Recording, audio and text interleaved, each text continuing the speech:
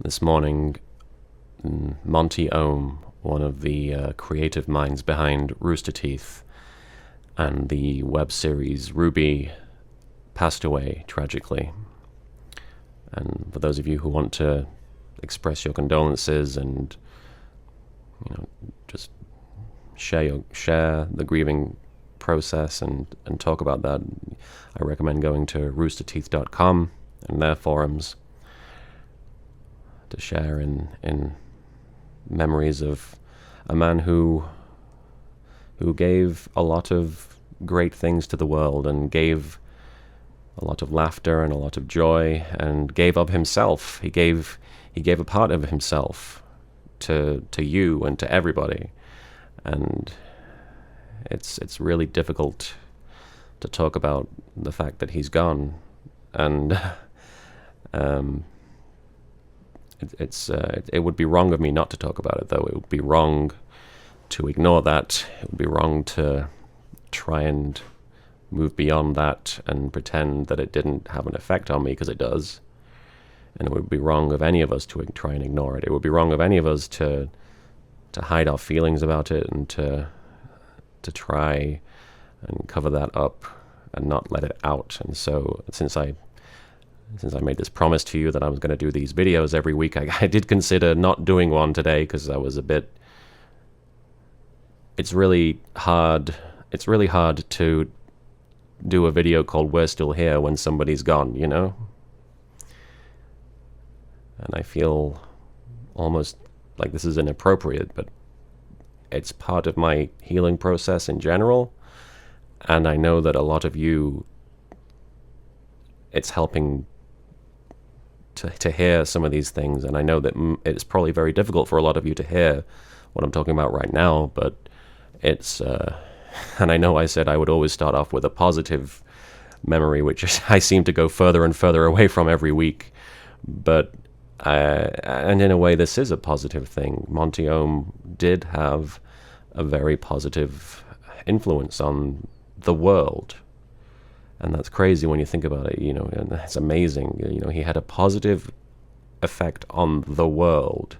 There are people all over the world who loved him and loved his work and will still love him and will still love his work, and there are people who don't even know his work or the guy who will come to love both of those things and all of the things he left behind. And that's one of the positive things to take out of this. I know it's very difficult to take anything positive out of death, out of losing someone who shouldn't have left us. But I suppose what I want to discuss in regards to this, relating to me, is the first time I met Monty, the only time I met him, unfortunately. I honestly believe that I might have met him on multiple occasions following this, because it was just the middle of last year when I met him, and as I'm going to explain, we got along rather well. And well, I should probably preface this by saying I've never seen RWBY, and I've not watched much Rooster Teeth stuff, and that's probably going to make a lot of you go, well, why are you even talking about this? Why is this connected to any of the We're Still Here videos, and why is this connected to you in any way? And you're right, in a way. I don't know his work, but I've seen the effect that his work has had firsthand. I've seen that, and I've been there to see him see that, and that's what I want to share with all of you. I was at a convention called San Japan in San Antonio, Texas, last year, middle of last year, and I believe it was in August, and I was there, and the Team 4-Star guys were there, and at some point Monty Oum came up to me. He approached me. I believe his wife was with him, and he came up and he struck up a conversation, and I didn't know the man. I didn't know of the man at that point, and but it was very easy to see that he was a genuine, good, passionate person, and he talked to me about Yu-Gi-Oh! Abridged, even though he had no experience with that either. Like, neither of us had seen each other's work, which is kind of great. It's kind of great that we had that. At least from my perspective, it's great that I got to talk to him as just a regular guy, and he got to talk to me as a regular guy, and neither of us were trying to, manipulate the conversation in any way to move towards, oh, your work, is so great. We were just talking as people and as guys, and he was very, very nice. He was. I wish I could say something more profound, but he was very obviously a nice person, and I don't meet many nice people who are in a position like that. It's very easy to allow yourself to lose that, and I've at certain points lost that about myself. But he hadn't, from the looks of things. He was a very real, 100% passionate, honest, and truly good person. Truly a nice, genuine guy that is far too rare. And we were talking for, I'd say, a good 5 minutes, and then a fan, or an attendee, I should say, came up and started freaking out. It was kind of startling. He started, he was giddy. He was giddy at the fact that he was seeing both of us, and he was like, oh my God, how is this even possible? How are you two in the same room as each other? How is this a thing? And we sort of exchanged glances and were like, what? What's going on? What is this? What do you mean? I guess both of us were sort of puzzled as to the extreme reaction he had, which, it happens. And it's really cool that people are enthusiastic. And I'm not saying that it was weird or anything. It was just surprising that he was so happy to see us there. And then this guy starts being like, that's Monty Oum, creator of Ruby and, Rooster Teeth, etc., and explained who he was. And I, which is also, to me, incredible that Monty hadn't introduced himself like that. He just introduced himself as Monty. He wasn't like talking about his work or bragging or anything. Like, I meet so many people who just want to introduce themselves as the guy from or the creator of, and he was just Monty, and he was a good guy. And this fan starts just he's really ecstatic, and he gets a picture of both of us together, and at that point we both start talking about what we've done, and I'm like, oh, that's really cool that you've done all that stuff. And he was very, very humble, and he talked about that for a little bit, because obviously the subject had been broached. But I could tell that he was somebody that just doesn't pop up very often. He was a guy who was willing to take the time to talk to somebody who, as far as he knew, was nobody, and I was very grateful for that experience. And what I want to explain and what I want to talk about in regards to that is that we may have lost the man, but we still have everything he gave us. We still have his work. We still see and feel his passion. We still have memories of him, even if they're not direct experiences. We still have memories of a person that came into millions of lives and affected them in a positive way, and was trying to do that, and was trying really hard to create something, and was trying more than anything to do something that he believed in, and he did it, and he succeeded. And it's awful that he's gone. It's awful, and it's painful, and I really wish there were anything else I could say that could make that easier to deal with, especially today. But I don't have those words. I don't have that. Even if it was somebody I knew intimately, I wouldn't be able to say anything that could change how painful it is. And then, but it will, for those of you who are hurting that didn't know him, it will get better. The pain will eventually fade, and you'll be left with everything good that he gave you. And you'll be left with fond memories, and you'll be left with the laughter and the joy that he left behind. Those of you who did know him, his friends and family, it's going to take a lot longer to heal. But I all I can do is send my thoughts and tell you that even me, even a guy who didn't know his work or him and had 5 minutes of time with the guy, was profoundly affected by his goodness. So thank you, Monty. And I will keep going and remember you.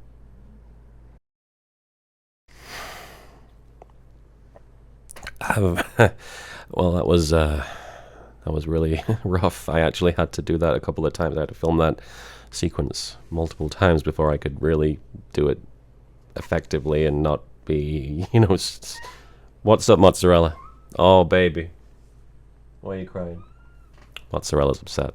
She's upset too. But, yeah, that was difficult. That was really difficult. And, this next part is going to be difficult as well, because I actually, this past week, for those of you who've been keeping up, I've had some really good weeks recently, which is really different for me. I've been having some really, really positive times. I've been feeling good. I've been smiling, and it's not felt like I'm pretending to smile. But last Friday, I actually had a really, really bad day. I was thinking about killing myself, and it stuck with me for quite a while, and I had to really, really force myself to not listen to that. And it made me think that I'd gone all the way back to square one. It made me think that, maybe everything that happened that felt like I'd been recovering was just, an illusion, and that it was something I imagined. But I guess that leads into the subject that I wanted to talk about in regards to depression, which is having a bad day, which seems like something that it's not even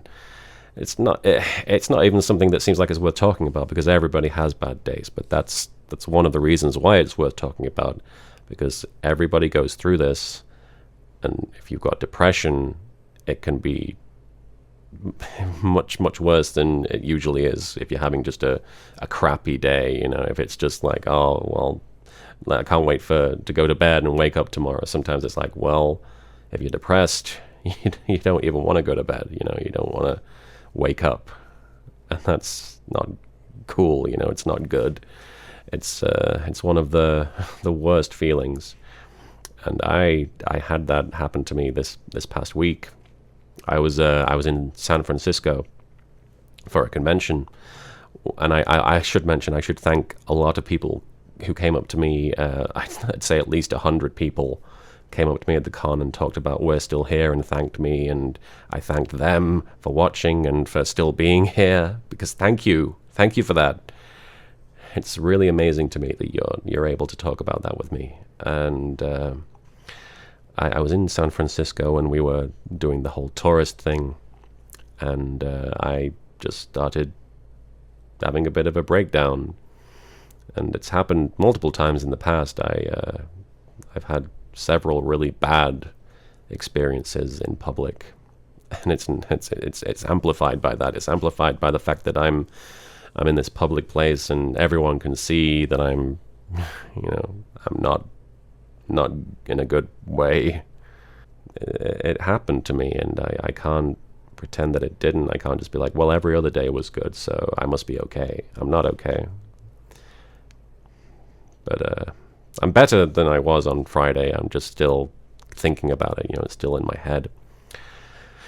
And I'm sure a lot of you have had similar experiences. If you are depressed, and even if you're not, you just had a day that you just couldn't face the world, or you just wanted it to be over, and that's okay. I just want to tell you that that's okay. It's okay to have a bad day. It's okay to feel, and I've said this before, it's okay to have these feelings. It's okay to feel miserable. It's okay to feel guilt, but you have to take those feelings and channel them into something positive or constructive. Obviously, there are times when you can't do that, but as long as you take 5 minutes at some point, to try and recover from it, and try and do something that makes you happy, or distracts you from that, that's very helpful.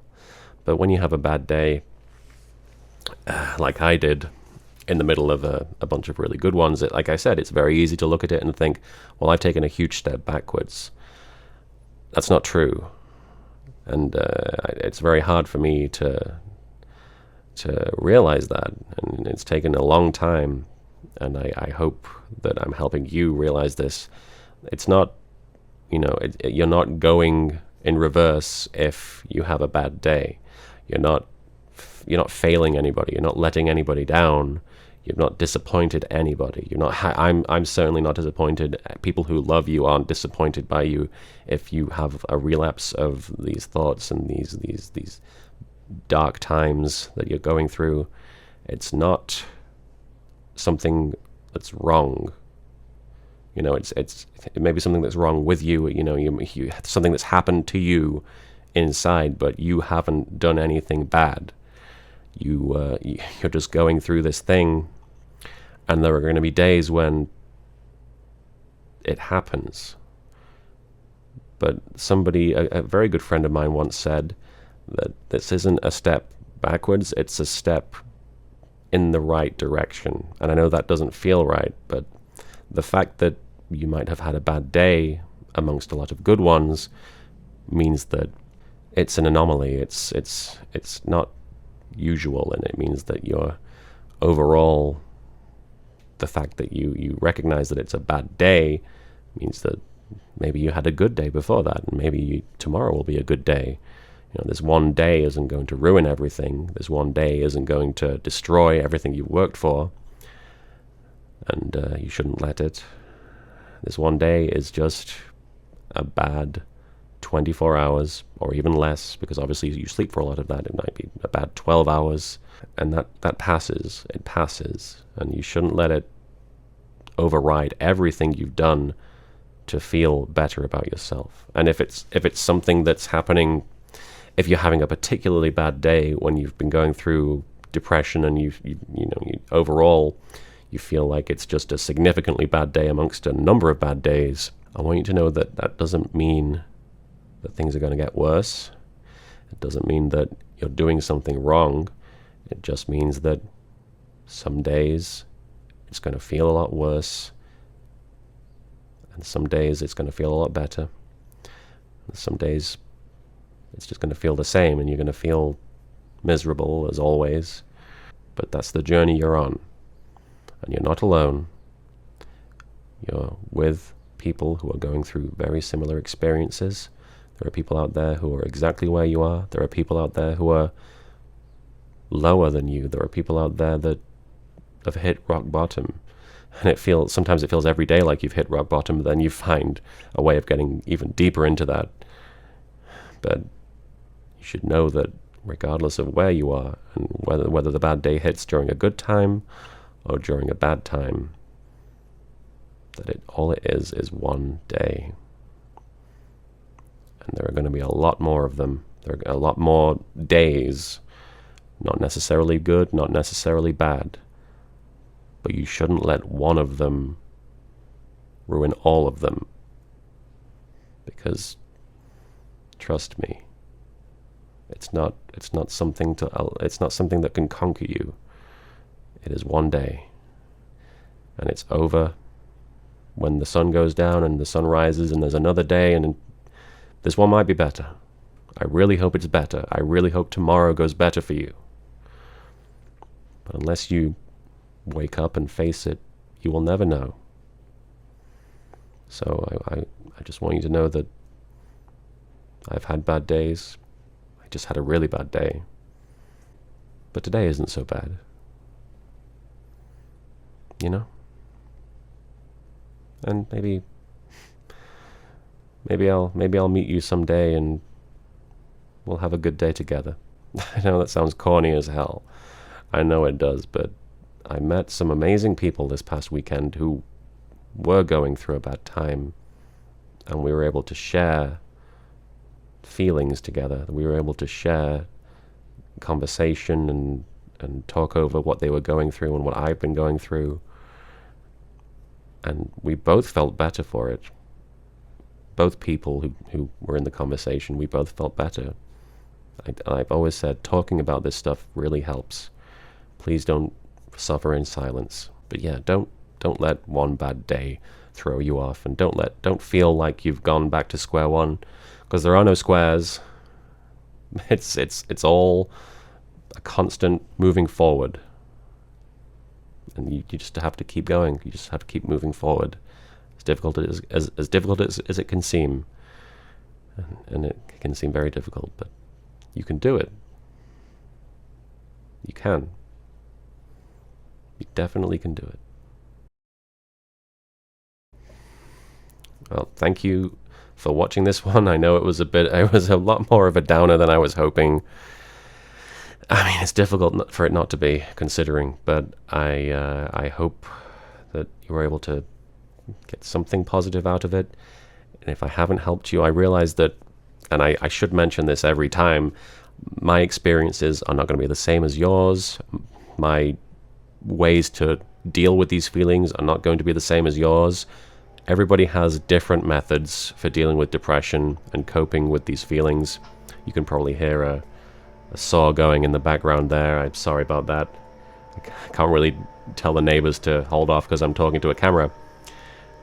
Bloody hell. But I hope in some small way that even if my depression doesn't reflect your depression, that it's either comforting to know that somebody else is fighting against it or is going through it, or that you're just able to take something from what I've gone through or what other people have gone through in the comments, or just in general that you've seen in other places, and learn from that and adapt that and just help fix this awful thing that's happened to you.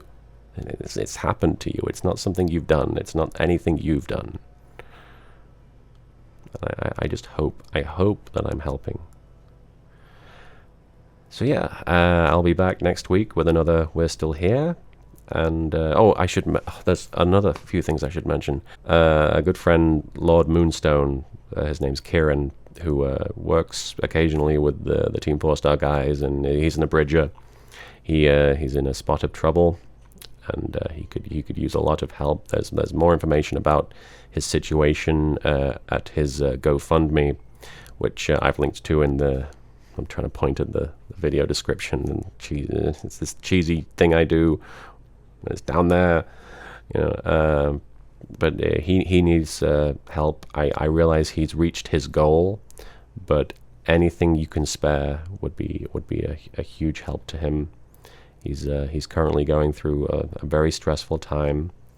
He's not in a good way, and even if you can't support him directly, just I want him to know that people love him and people care for him, and that he's going to be okay. I want him to know that. I want him to know that he's going to be okay.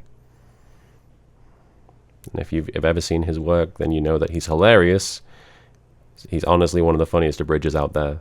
I mean that. I've seen some of his stuff, not all of it, and the stuff that I have seen has made me laugh a lot. It's stuff that I think is really effing funny. I try not to swear if I can help it, because some of these videos might be helping people who don't appreciate that sort of thing. In less heavy news, my good friend Andrew Dickman is bringing back his webcomic Roomies, which is a very cool webcomic that he draws, and he's a super talented artist. He's one of the nicest people I've ever met, and he's trying to get the ball rolling on that, and so he's got a Patreon up for that, and I wanted to call attention to that. He's super talented. I've said that already, but it needs emphasizing. He's an extremely, extremely talented person and a great, very, very affable individual. He's a very nice guy, and he's doing something he's passionate about, and he deserves support. So if you can, check out his webcomic at least. Otherwise, you can donate to his Patreon, or even just check out his work in general, because he's an amazing animator. So yeah, that's what's going on in my life, and I really hope that you're doing okay. And if you need to talk to me, please don't hesitate to. If you ever see me in real life, or if you want to contact me over Twitter or Facebook, I try to be available. So thank you for watching, and I really hope you have a great day. Thank you. If you wish to reach me, you can find me at Yu-Gi-Oh! TAS on Twitter, and for all my other content, please visit team4star.com/LittleKuriboh. I hope you have a great day.